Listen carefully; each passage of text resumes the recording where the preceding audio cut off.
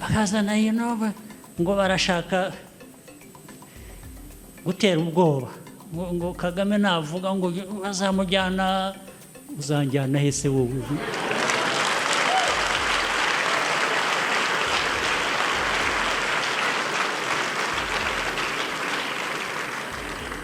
Mwamvana he ko nza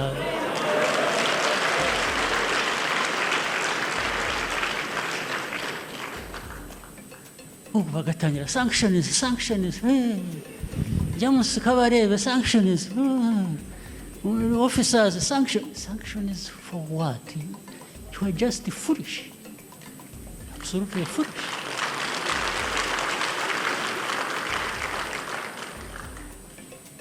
Anybody dares?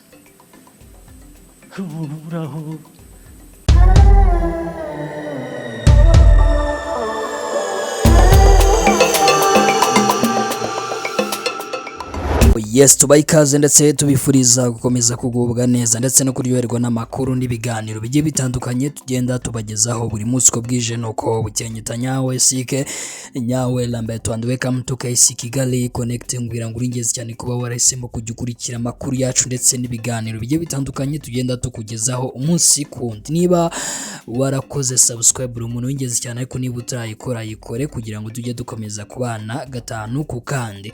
U Rwanda rwasabye u Burundi guhagarika uruhare rutaziguye bufite mu ntambara ya DRC Congo. U Rwanda rwasabye u Burundi guhagarika uruhare rwabwo rutaziguye mu makimbirane arimo kubera muri DRC Congo cyangwa se muri Repubulika Iharanira Demokarasi ya Congo. Nitangazo ryatangiwe mu biganiro byabaye hagati y'ibihugu n'intumwa yihariye ishinzwe gukurikirana uko uburenganzira bwa muntu bwifashe mu Burundi. Hamwe n'ibi u Rwanda rwasabye u Burundi gushyira imbaraga mu kunoza uko iyubahirizwa ry'uburenganzira bwa muntu mu gihugu. Rwasabye kandi u Burundi gukora impinduka zifatika kandi zizewe mu gihugu, gukorana mu buryo bwubaka ku byerekeye isuzumanwa y'uburenganzira bwa muntu UPR hamwe n'inzego z'amasezerano mpuzamahanga y'uburenganzira bwa muntu, gukorana n'inzego zo mu karere zibishinzwe ndetse no kongera kugirana ibiganiro n'ibiro bya komisiyo y'umuryango w'abibumbye ishinzwe uburenganzira bwa muntu OHCHR. Hanyuma rero rwashikirije u Burundi gufata ingamba zifatika zo kubaka icyizere mu baturage, kwagura ubwisanzure ndetse n'uruhare rw'abaturage mu buzima bwa politiki ndetse no kwemeza ko inzego z'igihugu zirengera uburenganzira n'icyubahiro by'abarundi bose. Hari na rimwe tutigeze tubwira abantu tunasubiramo ukuntu muri aka karere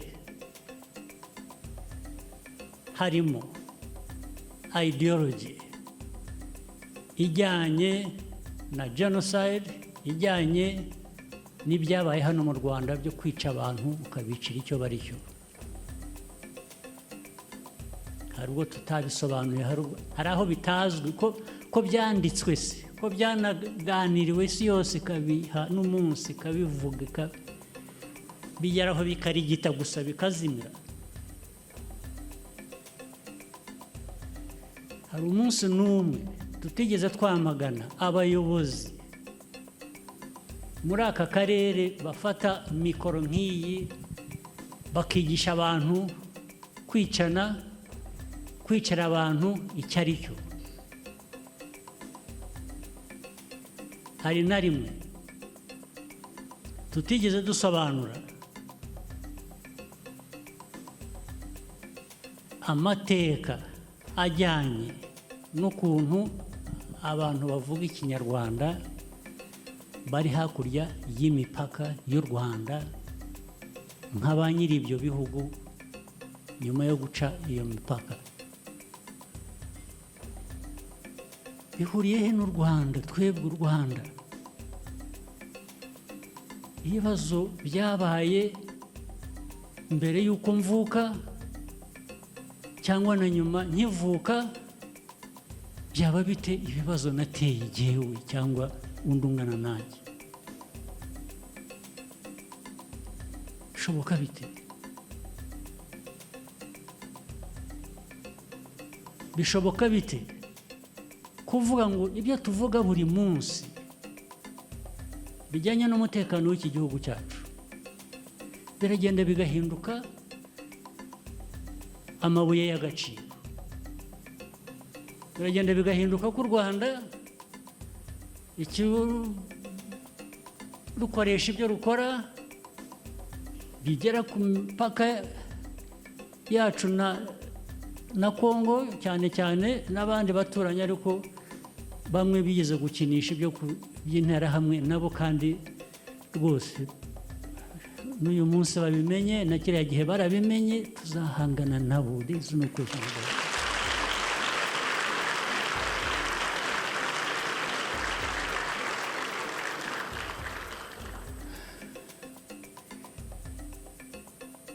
Abaturega ko dukoresha ibyo dukora kurinda abanyarwanda, kurinda igihugu cyacu, ko ari amabuye y'agaciro, nibo biba amabuye y'agaciro muri Congo.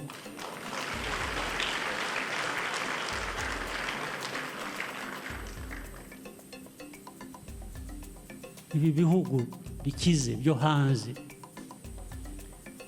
byirirwa bivuga ubusa. Erega narababwiye, iyo bari aho batinyisha abantu bakazana ibintu human rights, bakazana ngo barashaka gutera ubwoba, ngo Kagame navuga ngo bazamujyana, uzanjyana hese wowe?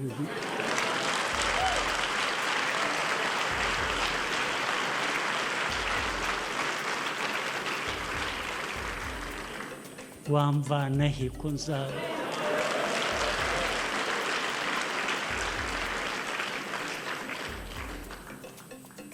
bagatangira sanctions,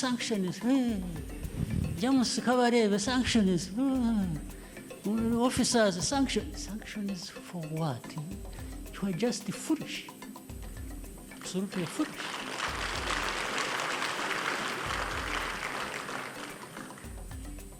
Anybody dares ugatangira mwahuye ugatanga lessons, si little boy, little girl, kunuko bava mu Europe cyangwa America cyangwa Canada, uratanga lessons. What lessons? What lessons does anybody have to give to me about my life, about my country, about my people?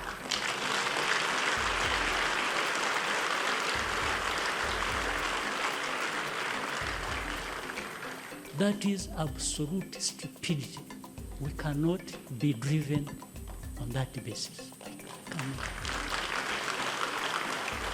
If there is anybody who has not understood the message you have given them over the years, well, we are waiting to see what you do. In the recent months and so on, you see, again, the whole world was watching. Mercenaries came from Europe, then other confused brothers and sisters from our continent. They sent in arms, they sent in weapons, soldiers, they sent in everything to support a government that is killing its own people, that supports genociders, people who killed our people here.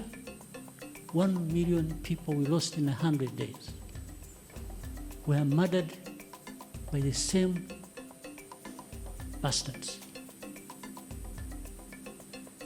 Of course, sometimes supported by these same people who give lessons. So they came and gathered along our border. If you people knew the stories of what was found in Goma, in Bukavu, and so on, you would understand it. You would understand that the issue was not about fighting so-called FCM-23, it was aimed at Rwanda. Boy, you ask them what happened.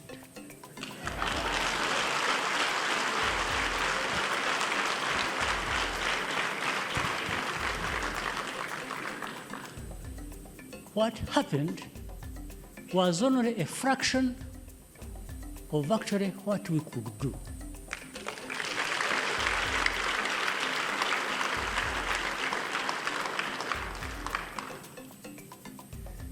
The same people you've been seeing after making sure that they can not to do any harm to us, and they gave up, we gave them passage through here to go back home.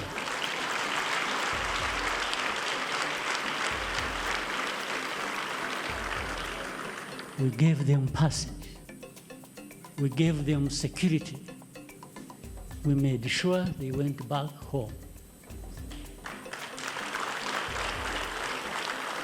But they could have perished if they really put up a fight.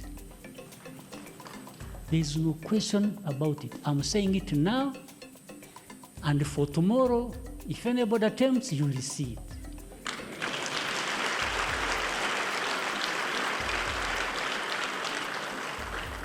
I'm not bragging.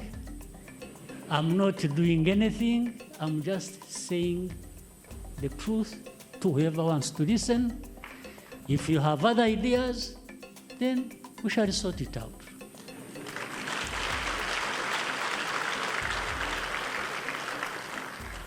This is why I said it happened to us once, and once is too many. It will not happen again.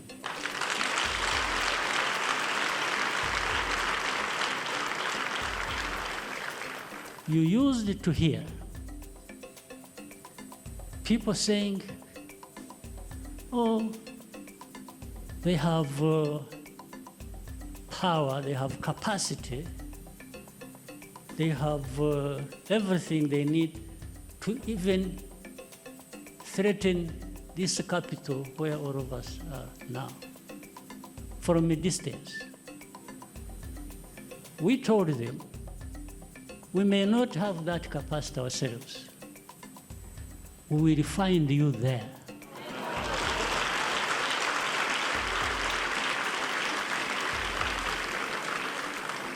We have the capacity, you don't know. We can walk 2,000 kilometers from here, fighting if and when we have to fight. The rest are just stories. These people who tell you nonsense, that they have drones, they have what, they will come and attack everyone, we will find you where you are launching those drones from.